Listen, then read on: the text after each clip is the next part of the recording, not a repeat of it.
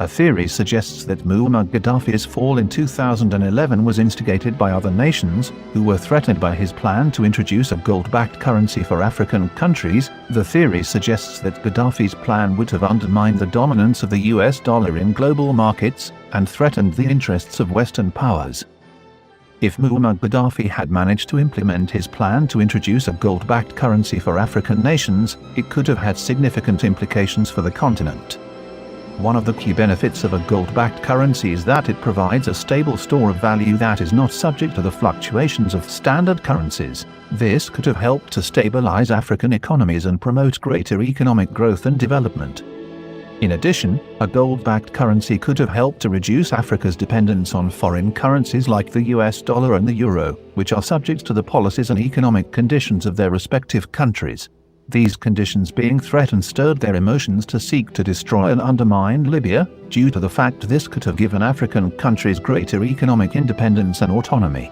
There was a range of opinions among other nations due to Gaddafi's plan.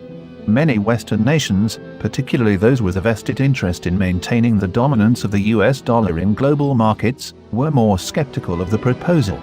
Some officials and analysts expressed concerns that a gold-backed currency could undermine the stability of global financial markets and could make it more difficult to respond to economic crises. However, opinions within Africa were supportive of the idea and saw it as a way to promote greater economic independence and stability on the continent. For example, the African Union expressed interest in the proposal and created a committee to study the feasibility of a pan-African currency. The decision by the US and other nations to engage in military action in Libya was not directly related to Muammar Gaddafi's proposed gold-backed currency.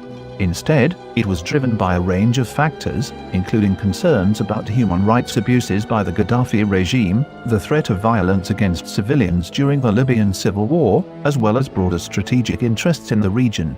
France and the United Kingdom cited humanitarian concerns as the main justification for their involvement for their military intervention. In 2011, the Gaddafi regime was engaged in a brutal crackdown on political dissent, and there were reports of widespread human rights abuses. The military intervention, which was carried out primarily through airstrikes and support for opposition forces, ultimately led to the downfall of the Gaddafi regime and the establishment of a new government in Libya. Russia and China were critical of the intervention and saw it as a violation of Libya's sovereignty. Some analysts also questioned the long-term effectiveness of the intervention, claiming the aggressive measures have caused continuous political instability and violence in Libya in the years since the overthrow of the Gaddafi regime. Overall, there were many Libyans who were saddened by Gaddafi's demise and saw him as a symbol of Libyan identity and sovereignty. These individuals had supported Gaddafi's regime and saw him as a leader who had worked to promote the interests of the Libyan people and resist foreign influence.